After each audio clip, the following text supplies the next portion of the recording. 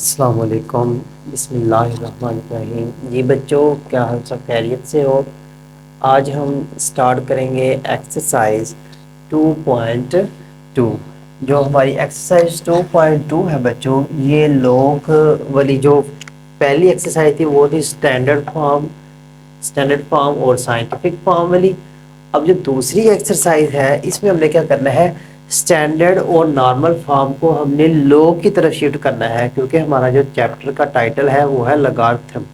यानी हमने इसको लॉग वाली फॉर्म में पहले लिखना सीखना है कि यानी हम नॉर्मल क्वेश्चन को लॉग में कैसे लिखेंगे।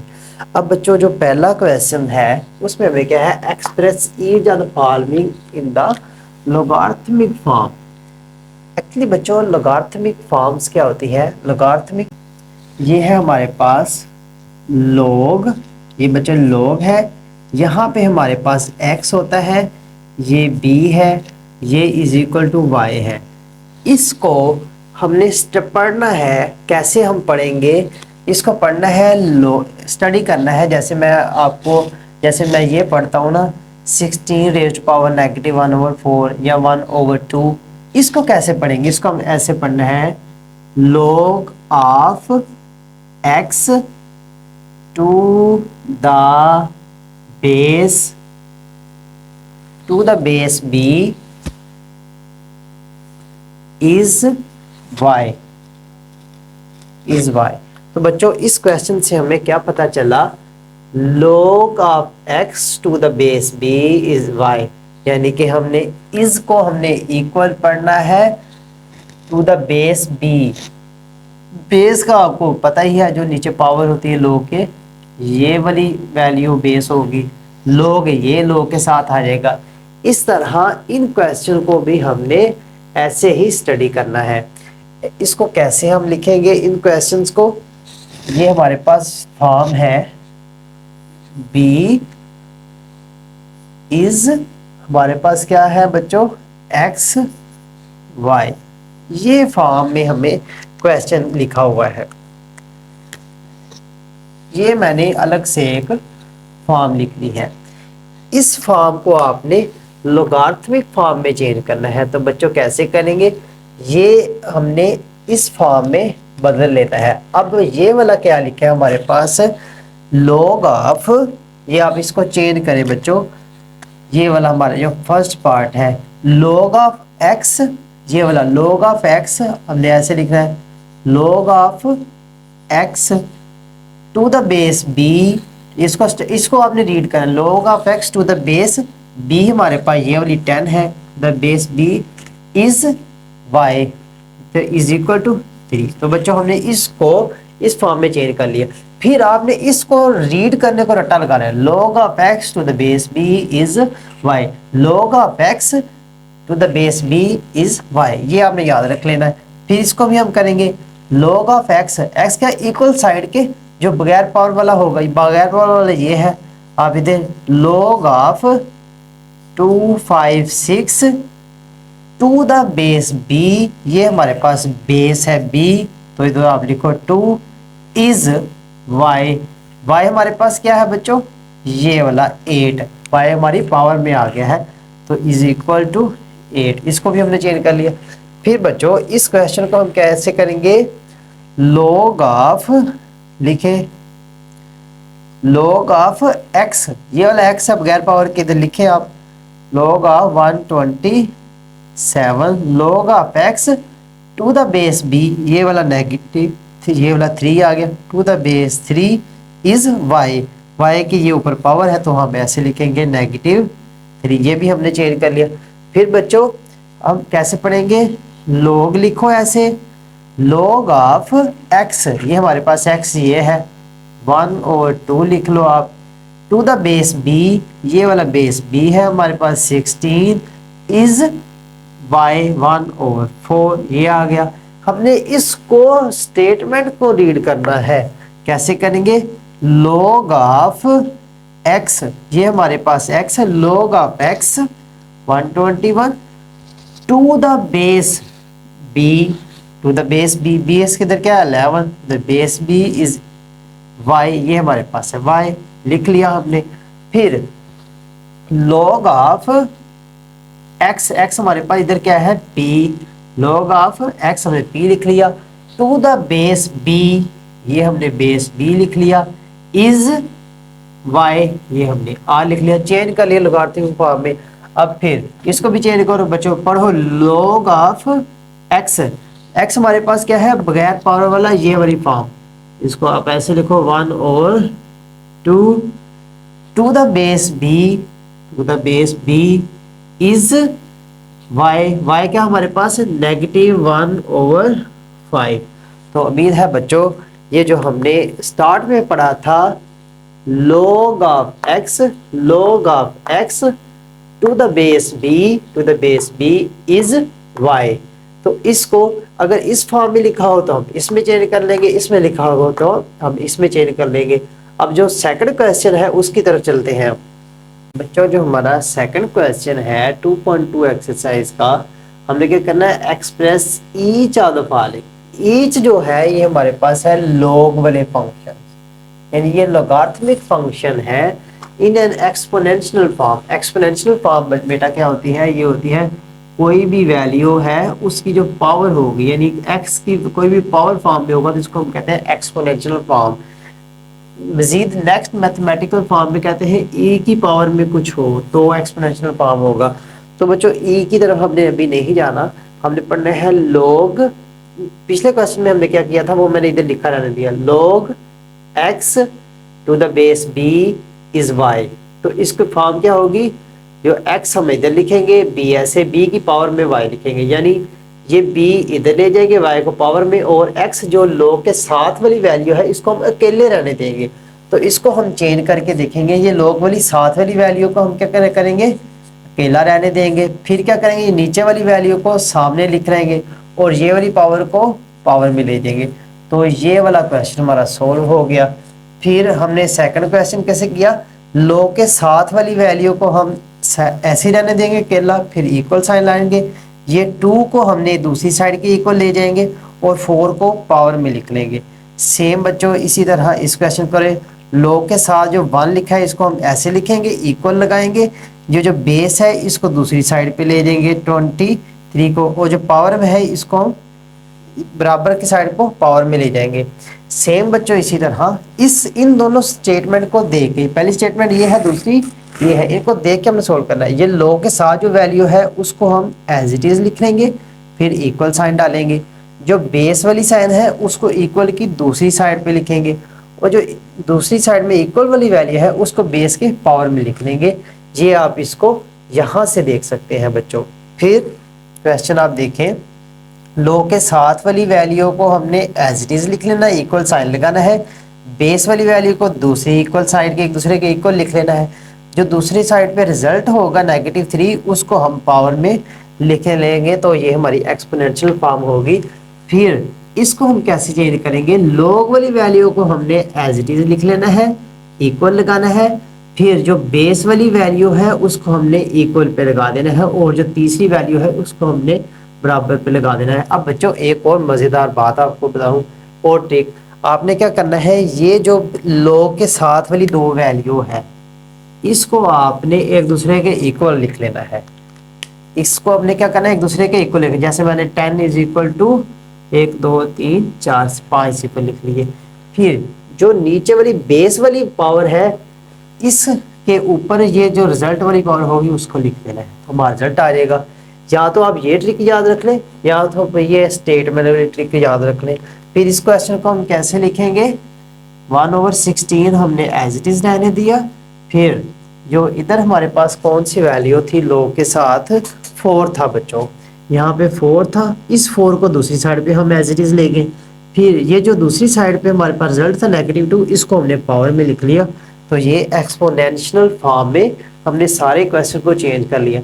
अब एक्सपोनेंशियल फॉर्म में होगा तो हम इसको देखेंगे तो पढ़ना सीखेंगे, इस फॉर्म में लिखेंगे log of x to the base b is y। अगर इसमें लिखा होगा तो हमने ये वाली फॉर्म याद रखनी है, तो इसमें चेंज कर देना है।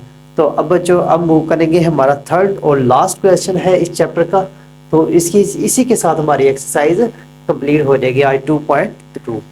जी स्टूडेंट्स, तो हमारे पास फिर आगे वही क्वेश्चंस तो हमने इसको कैसे सोल्व करना है, हमने पिछले क्वेश्चन में क्या सीखा था वो आपको मैं बताऊंगा अभी।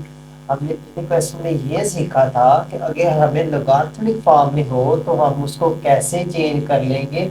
हमने ये लिखा था बी बेस को ऊपर y लिखा था, इधर x लिखा था। इसको हमने किस फॉर्म में देखा था, log of x to the base b is y, ऐसे स्टडी किया था। तो अगर आपको ऐसे याद हो तो हम इसको ऐसे सोल्व करेंगे। हमने क्या करना है, वैल्यू फाइंड करनी है लास्ट क्वेश्चन में x की। तो इस log को हमने इसमें चेंज करना है। इसमें हम कैसे चेंज करेंगे, हमने ये x है इसके साथ ये x है, हमने ऐसे लिख लिया 64 लिख लिया इज इक्वल टू फिर हमने क्या लिखा है b इधर है, ये b, ये वाला b है हमारे पास, यहाँ पे x आ गया। फिर इसकी पावर में ऊपर y है तो इधर y कौन सा है, ये वाला y इज इक्वल टू इधर 3 लिख दिया।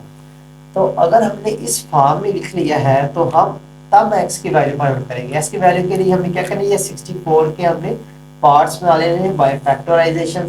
तो 4 पे डिवाइड किया 1 आ गया, फिर इसको 4 पे डिवाइड किया तो क्या रिजल्ट आया बच्चों, 6 आ गया। फिर इसको 4 पे डिवाइड किया 4 आ गया, 1 2 3। अब 4 की पावर कितनी बच्चों बन गई, 4 की पावर 3 बन गई इज इक्वल टू x की पावर 3।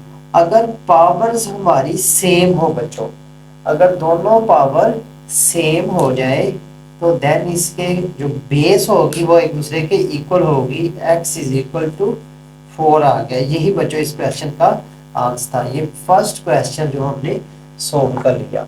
अब हम मूव करेंगे, हमारे पास जो सेकंड क्वेश्चन है। सेकंड क्वेश्चन बच्चों क्या है, इसमें भी आपने इसको ज़हन में रखना है।